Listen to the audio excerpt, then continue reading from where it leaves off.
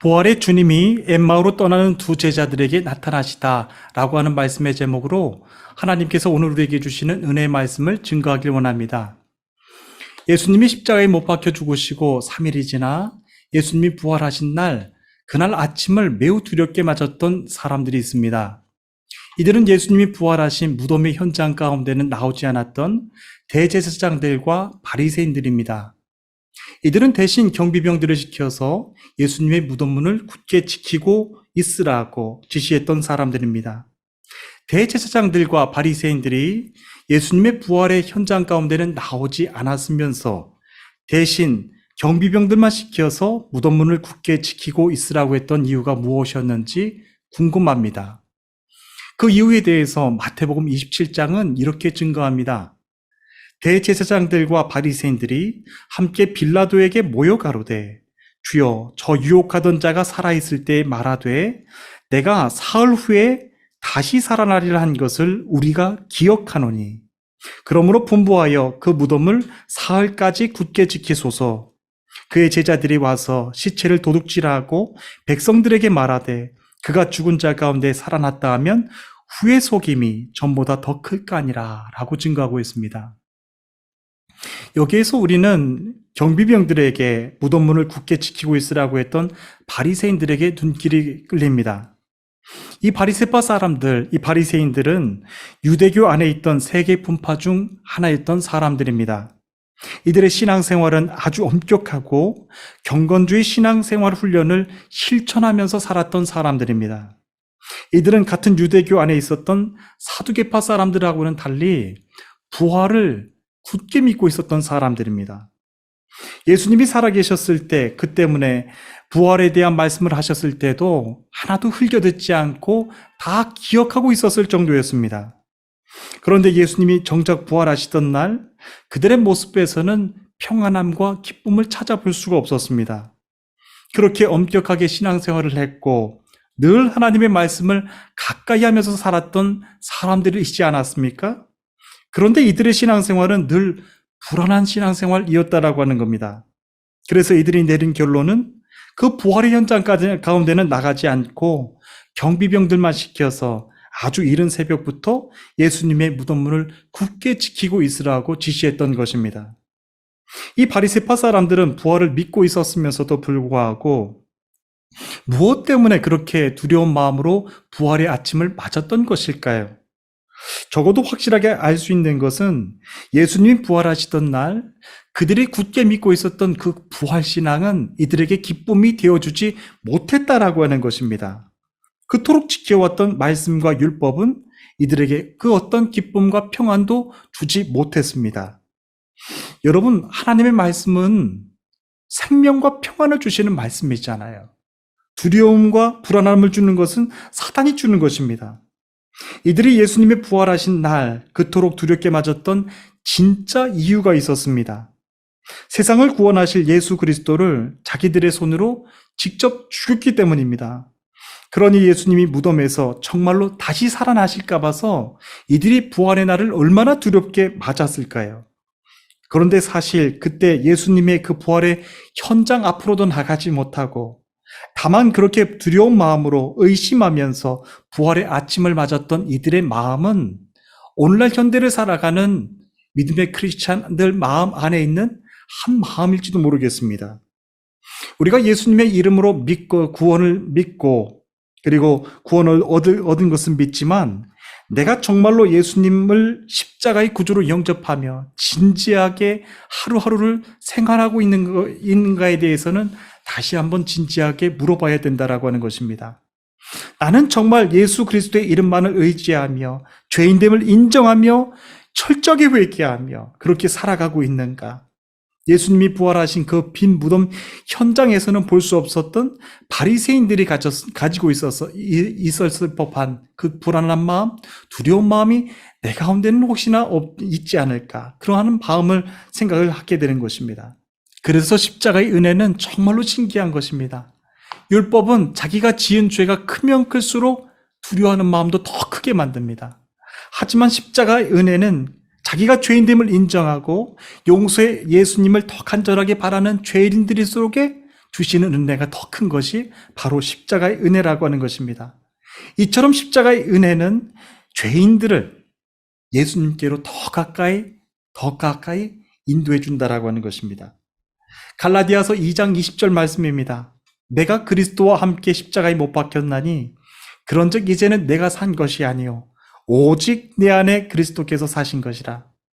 이제 내가 육체 가운데 사는 것은 나를 사랑하사 나를 위하여 자기 몸을 버리신 하나님의 아들을 믿는 믿음 안에서 사는 것이라. 아멘. 디모데후서 1장 7절 말씀입니다. 하나님이 우리에게 주신 것은 두려워하는 마음이 아니요 오직 능력과 사랑과 절제하는 마음이니 라고 증거하고 있습니다. 그렇습니다. 저는 지금 이 시간 십자가의 주님이 주시는 참 용서의 은혜, 그 참 평안과 기쁨의 은혜가 저와 여러분들 모든 심령 위에 가득 넘치시기를 주님의 이름으로 축복하는 것입니다. 예수님이 무덤에서 부활하신 날 다시 살아나신 예수님을 직접 만나 뵙지 못해서 슬픈 기색을 띠고 예루살렘을 떠나고 있었던 두 제자가 있었습니다. 본문 13절 말씀에는 이 두 사람이 예루살렘에서 25리나 되는 엠마오라고 하는 마을로 가고 있었다라고 기록하고 있습니다. 이 두 사람 중 한 사람의 이름이 글로바라고 기록하고 있는데요. 또 한 사람의 이름은 기록되지 않아서 다만 추측해 볼 수 있습니다. 이 두 사람들에 대해서 성경은 정확하게 누구라고 알려주지 않습니다. 그런데 주석가들은 이들에 대해 두 가지 입장을 말합니다. 하나는 예수님의 12사도들은 아니었지만 예수님이 십자가에 못 박히셨을 때 마지막까지 끝까지 그 자리를 지켜드렸던 하나의 제자였을 것이라고 해석합니다. 그리고 또 하나의 해석은 이들이 부부였을 것이다 라고 하는 입장입니다. 요한복음 19장 23절에는 십자가에 못 박히신 예수님을 마지막까지 그 자리를 떠나지 않고 지켜드렸던 여인들에 대해서 이렇게 기록하고 있습니다. 그때 말씀이 이렇습니다. 예수의 십자가 곁에는 그의 어머니 마리아와 이모와 글로바의 아내 마리아와 막달라 마리아가 섰는지라 라고 기록하고 있습니다. 말씀을 시간적으로 정리해보면요. 글로바의 아내 마리아는 예수님이 죽으신 십자가의 현장 가운데는 끝까지 지켜드렸던 여인입니다. 하지만 예수님이 부활하신 그 부활의 현장 가운데서는 나타나지 않았던 그 여인이었습니다. 여러분, 우리는 십자가에 못 박혀 죽으신 예수님을 믿습니다. 하지만 죽음에서 끝나신 예수님을 믿는 것이 아니라 우리가 믿는 예수님은 십자가의 권능으로 그 죽음의 권세까지 다 이기시고 부활하신 예수님을 믿는 것입니다. 그리고 영원한 생명으로 부활하셔서 저와 여러분들에게도 그 부활의 권능을 덧입혀 주시는 예수님을 믿는 것입니다. 십자가에서 죽으신 예수님만 끝까지 그 자리를 지켜드렸던 이 여인과 글로바라고 하는 사람은 다시 그들의 고향이었던 엠마오로 다시 떠나가고 있습니다. 예수님이 계시지 않는 예루살렘에서는 더 이상 머물 의미를 찾지 못했기 때문에 그런 것입니다. 엠마오로 가는 길은 이들이 예수님을 만나기 전 살았던 고향, 그리고 세상으로 떠나는 그 길을 의미합니다. 이 두 부부는 예루살렘을 떠나 엠마오로 내려가는 길에 그날 오전 아침에 있었던 일들을 서로 이야기하면서 내려갔습니다. 이른 새벽에 여인들이 향품을 가지고 예수님이 묻혔던 무덤 안으로 들어갔다가 그곳에서 두 천사를 만났다라고 하는 얘기, 그리고 베드로가 달려가 무덤 속을 들여다봤는데 그곳엔 시신은 없었고 세마포만 놓여 있었다라고 하는 얘기 등등등 그날 아침에 있었던 아주 기이한 일들을 이야기하면서 내려갔습니다. 사실 이 두 사람이 엠마오로 내려가면서 나눴던 그날 오전 아침에 있었던 일들은요, 부활하신 예수님을 만났던 사람들이 전한 이야기들이었습니다. 그런데 아주 흥미로운 사실은 바로 오늘 아침에 있었던 이 부활하신 예수님에 대한 일들을 자기들이 말하면서도 불구하고 정작 자신들은 부활하신 예수님을 믿을 수가 없었다라고 하는 것입니다. 무덤에서 부활하신 예수님에 대한 이야기들을 나누면서 믿어지지 않으니까 이 두 제자는 다시 예전에 살던 곳으로 다시 내려갈 수밖에 없었다라고 하는 겁니다. 그런데 아주 깜짝 놀랄 일이 그때 그 순간 일어나고 있었습니다. 진짜 무덤에서 부활하신 예수님이 그날 아침에 있었던 그 부활에 대한 사건을 아무 생각 없이 믿음 없이 나누고 있었던, 대화하고 있었던 이 두 제자들 곁에서 바로 동행하고 계셨다라고 하는 사실입니다.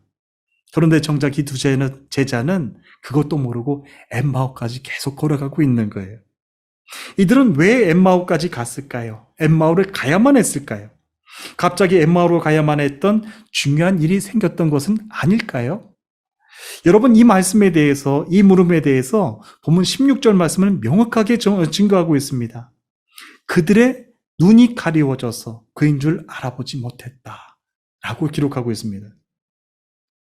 저와 여러분들이 예수님을 믿음으로 영접하고 살아가는 하루하루의 삶이 얼마나도 신비한 하루하루의 삶인지를 보여주는 매우 중요한 말씀입니다. 우리는 오늘도 어제와 똑같은 하루하루의 평범한 일상을 보내고 있습니다. 때로는 믿음이 연약해지기도 하고 믿음이 강건해지기도 하고 또 어떨 땐 믿음이 뜨거워지기도 합니다. 그런데 이렇게 내 믿음이 뜨거워졌다가도 약해지는 이유는 믿음 생활은 내 힘으로 하는 것이라고 생각을 하기 때문에 그렇습니다. 그러나 그렇지 않다라고 하는 것입니다. 무덤에서 부활하신 예수님이 그냥 내가 일상의 대화를 하고 있는 중에도 부활하신 주님은 내 곁에 동행하고 계신다라고 하는 것입니다. 부활하신 예수님은 믿음이 아주 특별한 사람들과만 함께 동행하시는 것이 아니라고 하는 것입니다. 심지어는 지금 엠마오로 돌아가고 있던 이 두 제자들은 예수님이 무덤에서 부활하신 그 부활의 사건이 믿어지지 않아서 예전에 살던 그 고향 땅으로 다시 내려가고 있던 사람들이지 않았습니까? 그런데 부활하신 예수님이 이들을 다시 찾아와 주신 거예요. 요한복음 15장 16절 말씀입니다. 너희가 나를 택한 것이 아니요 내가 너희를 택하여 세웠나니 이는 너희로 가서 열매를 맺게 하고 또 너희 열매가 항상 있게 하여 내 이름으로 아버지께 무엇을 구하든지 다 받게 하렴이라. 아멘. 그 예수님이 이제 모든 것을 다 잊어버리고 다시 고향 땅으로 돌아가려고 했던 이 두 제자들에게 다시 나타나 말씀하신 거예요. 아마 이 두 제자들은 그렇게 생각했을지 모르겠습니다. 내가 어느 날 예수님을 만난 것이고 내가 어느 날 예수님과 함께 동행하기로 내가 예수님의 제자가 되기로 결단했던 것이다. 그런데 주님이 십자가에 못 박혀 돌아가셨으니 이제 나는 예전에 살던 고향으로 다시 돌아가야 되겠다라고 생각했을지 모르겠습니다. 그런데 아니었다는 거예요. 무덤에서 부활하신 예수님이 다시 이들을 찾아오신 것입니다. 예수님이 엠마오로 가고 있던 이 두 제자들과 함께 동행하면서 그들에게 이렇게 물으셨습니다. 너희가 길 가면서 서로 주고받던 얘기가 무슨 이야기냐라고 물으셨습니다. 예수님의 이 질문에 이 두 사람은 슬픈 빛을 띄었다라고 기록하고 있습니다. 그러면서 글로바라고 하는 제자가 이렇게 대답합니다. 이르되 당신이 예루살렘에 체류하면서 요즘 거기서 된 일을 혼자만 알지 못하느냐. 예수의 일이니 그는 하나님과 모든 백성 앞에서 말과 일에 능하신 선지자거늘 우리 대제사장들과 관리들이 사형 판결에 넘겨주어 십자가에 못 박았느니라 라고 대답했습니다.